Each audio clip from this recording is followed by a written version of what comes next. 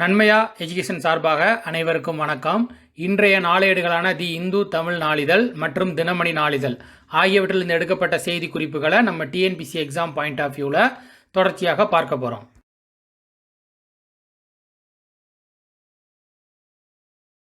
முதலாவதாக மாநில செய்திகளில் பார்த்தீங்கன்னா, கரும்புக்கு ரூபாய் 10,000 மானியம் வழங்கும் திட்டத்தை நாட்டிலே முதல் முறையாக புதுவையில் அறிமுகம் செஞ்சுருக்காங்க. அது குறித்து தான் பார்க்க போகிறோம். என்ன அப்படின்னு பார்த்தீங்கன்னா, கரும்புக்கு ஏக்கருக்கு ரூபாய் 10,000 மானியம் வழங்கும் திட்டத்தை புதுச்சேரி மாநிலம் நாட்டிலே முதல் முறையாக அறிமுகம் செஞ்சுருக்குது. இதுக்கு முன்னாடி பார்த்தீங்கன்னா, புதுவையில் நெல் பயிரிடும் விவசாயிகளுக்கு சாகுபடிக்கு பின் மானியமாக 5,000 வழங்கப்பட்டு இருந்துச்சு.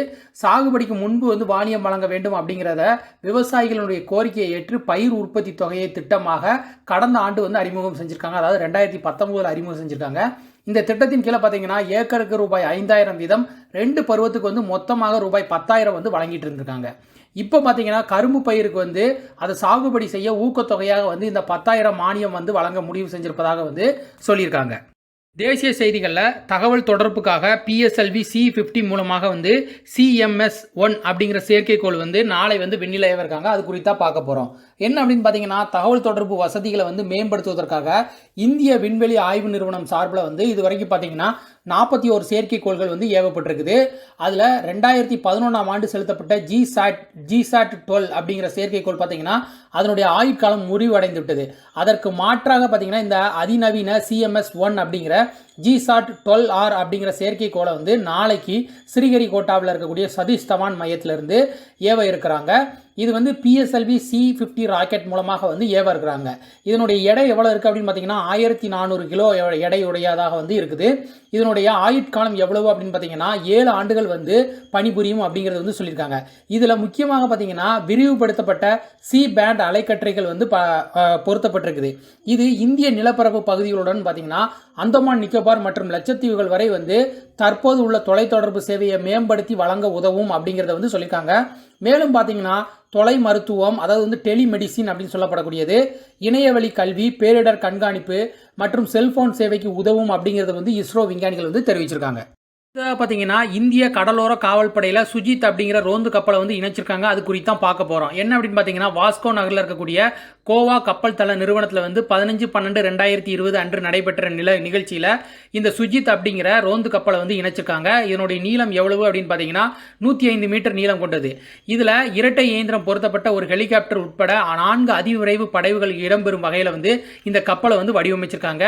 இந்த கப்பல் இது போக பார்த்தீங்கன்னா பிரத்யேக பொருளாதார மண்டல கண்காணிப்புக்கும் பயன்படும் அப்படிங்கிறது சொல்லியிருக்காங்க.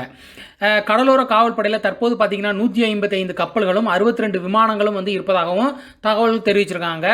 இது போக பார்த்தீங்கன்னா பெங்களூரில் இருக்கக்கூடிய ஹிந்துஸ்தான் ஏரோநாட்டிக்கல் நிறுவனத்தின் மூலமாக 16 நவீன இலகு ரக ஹெலிகாப்டர்கள் தயாரிக்கப்பட்டு வருகிறது. இது எதற்காகன்னு பார்த்தீங்கன்னா நம்முடைய எல்லைகளை இப்போ அச்சுறுத்தல் காரணமாக எல்லையில் அச்சுறுத்தல் காரணமாக அதை கண்காணிப்பதற்காக இந்த இலகு ரக ஹெலிகாப்டர்களை தயாரிச்சுட்டு வராங்க, குறிப்பிடத்தக்கது. அடுத்ததாக பார்த்தீங்கன்னா ஆந்திரம், தெலுங்கானா ஆகிய மாநிலங்களுக்கு பார்த்தீங்கன்னா உயர்நீதிமன்றங்களுக்கு புதிய தலைமை நீதிபதிகளை நியமிப்பதற்கு கொலிஜியம் மத்திய அரசுக்கு பரிந்துரை செய்து ஒப்புதல் அளித்திருக்கு. அது குறித்து தான் பார்க்க போகிறோம். என்ன அப்படின்னு பார்த்தீங்கன்னா, ஆந்திரம், தெலுங்கானா, ஒடிசா, சிக்கிம் ஆகிய உயர்நீதிமன்றங்களுக்கு புதிய தலைமை நீதிபதிகள் நியமிப்பது தொடர்பாக கொலிஜியம் ஒப்புதல் அளிச்சிருக்காங்க. அதன்படி பார்த்தீங்கன்னா ஆந்திரம் உயர்நீதிமன்ற தலைமை நீதிபதி ஜிதேந்திர குமார் மகேஸ்வரி அப்படிங்கிறவங்களை சிக்கிம் உயர்நீதிமன்ற தலைமை நீதிபதியாகவும் சிக்கிம் உயர்நீதிமன்ற தலைமை நீதிபதியாக இருக்கக்கூடிய அருக் குமார் கோஸ்வாமி அப்படிங்கிறவங்கள ஆந்திர உயர்நீதிமன்ற தலைமை நீதிபதியாகவும் நியமிக்க பரிந்துரை செஞ்சுருக்காங்க.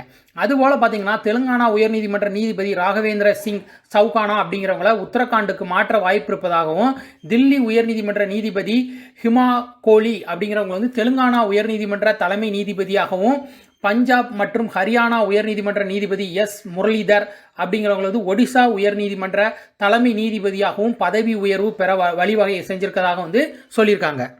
அடுத்ததாக பார்த்தீங்கன்னா விஞ்ஞானி ரோத்தம் நரசிம்மா அப்படிங்கிறவங்க மறைஞ்சிருக்காங்க. அது குறித்து தான் பார்க்க போகிறோம். என்ன அப்படின்னு பார்த்தீங்கன்னா, மத்திய அரசினுடைய தேசிய விண்வெளி ஆய்வகத்தில், அதாவது இங்கிலீஷில் நேஷனல் ஏரோஸ்பேஸ் லேபரட்டரிஸ் அப்படின்னு சொல்லப்படக்கூடிய முன்னாள் இயக்குனர் அப்படிங்கிறவங்க ரோத்தம் நரசிம்மா அப்படிங்கிறவங்க மறைஞ்சிருக்காங்க. இவங்களுடைய சிறப்புகள் என்ன அப்படின்லாம் பார்த்தீங்கன்னா, வளிமண்டல அறிவியல் மையத்தை 1982 நிறுவிய ரோத்தமா அதனுடைய தலைவராக 89 வரைக்கும் செயல்பட்டிருக்காரு. தேசிய விண்வெளி ஆய்வகத்தின் இயக்குநராக 1984 வந்து கூடுதலாக வந்து பொறுப்பெடுத்திருக்காரு. அதுக்கப்புறம் பார்த்தீங்கன்னா 93 வரை வந்து அதில் வந்து பல்வேறு புதிய திட்டங்களை வந்து செயல்படுத்தியிருக்காரு. விண்வெளியில் சோதனைகளுக்கு தேவையான இணை கணினி தொழில்நுட்பத்தை வந்து அளிப்பதற்கு வந்து வல்லரசு நாடுகள் வந்து முன் வராத போது அதை வந்து உள்நாட்டிலே உருவாக்க வேண்டிய கட்டாயம் ஏற்பட்ட போது அதற்கான தேசிய விண்வெளி ஆய்வகம் 1986 ஃப்ளோ சால்வர் MK1 அப்படிங்கிற சுதேசியில், அதாவது வந்து நம்ம நாட்டில் இருக்கக்கூடிய வன்பொருளை வந்து வடிவமைச்சு அதன் பணிக்கு வந்து தலைமையும் வகிச்சிருக்காரு இவர். இது போக பார்த்தீங்கன்னா இவர் என்னெல்லாம் விருதுகள் வாங்கியிருக்காங்க அப்படின்னு பார்த்தீங்கன்னா, இந்திய அரசினுடைய பத்ம விபூஷன் விருது வந்து 2013 வந்து வாங்கியிருக்காங்க. 3ஆம் உலக நாடுகளின் அறிவியல் அகாடமி வழங்கும் ட்ரைஸ்ட் விருது அப்படிங்கிறது வந்து 2008 வந்து பெற்றிருக்காங்க. மேலும் பார்த்தீங்கன்னா 75 தேசிய விருதுகளையும் சர்வதேச அளவிலான பல கௌரவங்களையும் வந்து பெற்றிருக்காரு அப்படிங்கிறது வந்து குறிப்பிடத்தக்கது. அடுத்ததாக டாக் பே செயலி அப்படிங்கிறத பற்றி தான் பார்க்க போகிறோம். இதை யார் அறிமுகப்படுத்தியிருக்கா அப்படிங்கிறத பற்றியும் பார்க்க போகிறோம். இதை யார் அறிமுகப்படுத்தியிருக்காங்க அப்படின்னு பார்த்தீங்கன்னா, இந்தியா போஸ்ட் பேமெண்ட் அப்படிங்கிறவங்க தான் வந்து, அதாவது வந்து இந்திய போஸ்ட் அதுதான் வந்து இதை வந்து அறிமுகப்படுத்தியிருக்கு. இதனுடைய சிறப்பு அம்சங்கள் என்ன அப்படின்னு பார்த்தீங்கன்னா, இந்தியா போஸ்ட் பேமெண்ட் வங்கியில் டிஜிட்டல் முறையில் வந்து பண பரிமாற்றம் மேற்கொள்ள தான் இந்த புதிய செயலியை வந்து அறிமுகப்படுத்தியிருக்காங்க 15/12/2020 அன்று. இது பார்த்தீங்கன்னா நாடு முழுவதும் வந்து டிஜிட்டல் பண பரிமாற்ற சேவையை அளிக்கும் முயற்சியின் ஒரு பகுதியாக தான் வந்து இந்த செயலி வந்து தொடங்கப்பட்டிருக்குது. இதனுடைய சிறப்பு அம்சமாக என்ன அப்படின்னு பார்த்தீங்கன்னா, நாடு முழுவதும் இருக்கக்கூடிய தபால் துறை நெட்வொர்க் மூலமாக இந்திய போஸ்ட் பேமெண்ட் வங்கியின் டிஜிட்டல் வங்கி சேவையும் வந்து இது வழங்கும் அப்படிங்கிறத வந்து சொல்லியிருக்காங்க.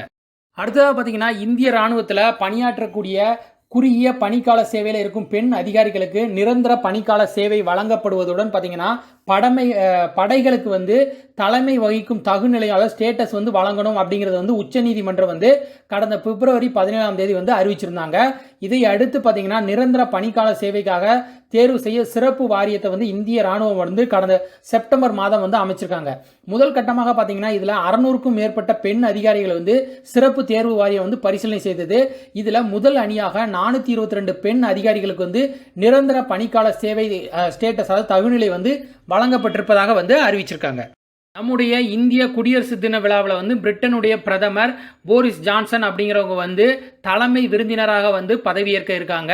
இந்த போரிஸ் ஜான்சன் பார்த்தீங்கன்னா 2019 ஆண்டு வந்தீங்கன்னா பிரிட்டனில் வந்து பிரதமராக வந்து பதவியேற்றிருக்காரு. இப்போ பார்த்தீங்கன்னா ஐரோப்பிய ஒன்றியத்திலிருந்து வந்து இந்த பிரிட்டன் நாடு வந்து வெளியேறிட்டது. அதுக்கு பிறகு பார்த்தீங்கன்னா போரிஸ் ஜான்சன் மேற்கொள்ளக்கூடிய முதல் வெளிநாட்டு பயணம் இந்தியாவுக்கு தான். மேலும் பார்த்தீங்கன்னா இந்த போரிஸ் ஜான்சன் பார்த்தீங்கன்னா G7 உச்சி மாநாட்டில் நம்முடைய இந்திய பிரதமர் நரேந்திர மோடி அவர்கள் வந்து பங்கேற்க வேண்டும் அப்படிங்கிறது வந்து கடிதம் எழுதியிருக்காங்க. இதற்கு முன்னாடி எந்த பிரிட்டன் பிரதமர் இந்தியாவுக்கு வந்திருக்காங்க அப்படின்னு பார்த்தீங்கன்னா 1993 ஆண்டு பிரதமர் ஜான் மேஜர் அப்படிங்கிறவங்க வந்து குடியரசு தின விழாவில் வந்து பங்கேற்றது வந்து சிறப்புக்குரியது. விளையாட்டு செய்திகளில் பார்த்தீங்கன்னா ஐசிசி வந்து டெஸ்ட் தரவரிசை பட்டியலை வந்து வெளியிட்டிருக்காங்க. இதில் பார்த்தீங்கன்னா ஐசிசி டெஸ்ட் தரவரிசையில் பேட்ஸ்மேன்கள் பிரிவில் இந்திய கேப்டன் விராட் கோலி பார்த்தீங்கன்னா ஒரு இடம் முன்னேறி வந்து 2வது இடத்தை பிடிச்சிருக்காங்க. முதல் இடத்துல யார் இருக்காங்க அப்படின்னு பார்த்தீங்கன்னா ஆஸ்திரேலியாவுடைய ஸ்டீவ் ஸ்மித் அப்படிங்கிறவங்க வந்து முதல் இடத்துல இருக்காங்க. நியூசிலாந்து கேப்டன் கேன் வில்லியம்ஸ் அப்படிங்கிறவங்க வந்து 2வது இடத்துல இருந்து 3வது இடத்துக்கு வந்து பின்தங்கியிருக்காங்க. பவுலர்கள் பிரிவில் பார்த்தீங்கன்னா இந்தியர்களான பும்ரா வந்து 8வது இடத்துலையும் அஸ்வின் வந்து 10வது இடத்துலையும் இருக்காங்க. முதல் 3 இடங்கள் முறையே யாரெல்லாம் இருக்காங்கன்னு பார்த்தீங்கன்னா ஆஸ்திரேலியாவின் பேட் கமின்ஸ், இங்கிலாந்தினுடைய ஸ்டூவர்ட் பிராட் அப்படிங்கிறவங்களும் இருக்காங்க. நியூசிலாந்தின் நீல் வாக்னர் அப்படிங்கிறவங்க வந்து 3வது இடத்துல இருப்பதாக வந்து சொல்லியிருக்காங்க. அணிகள் பிரிவில் பார்த்தீங்கன்னா இந்தியா வந்து 3வது இடத்துல இருக்குது. முதல் 2 இடங்களில் ஆஸ்திரேலியா, நியூசிலாந்து அணிகள் இருப்பது வந்து குறிப்பிடத்தக்கது. அடுத்ததாக பார்த்தீங்கன்னா ஒலிம்பிக் ஜோதி ஓட்டம் குறித்து தான் பார்க்க போகிறோம். என்ன அப்படின்னு பார்த்தீங்கன்னா அடுத்த ஆண்டு ஒலிம்பிக் போட்டிகள் வந்து ஜப்பானில் வந்து நடக்க இருக்குது. அதில் பார்த்தீங்கன்னா டோக்கியோ ஒலிம்பிக் போட்டிக்கான ஜோதி ஓட்டம் பார்த்தீங்கன்னா வரக்கூடிய, அதாவது 2021 மார்ச் 25 வந்து தொடங்குது. இது ஜப்பானின் ஃபுகுஷிமாவிலிருந்து தொடங்கி 100 நாட்கள் வந்து பயணித்து வந்து இலக்கை வந்து அடைய இருக்காங்க. இதில் வந்து சுமார் 10,000 வீரர்கள் வந்து ஈடுபடுத்த இருக்காங்க அப்படிங்கிறத வந்து சொல்லியிருக்காங்க.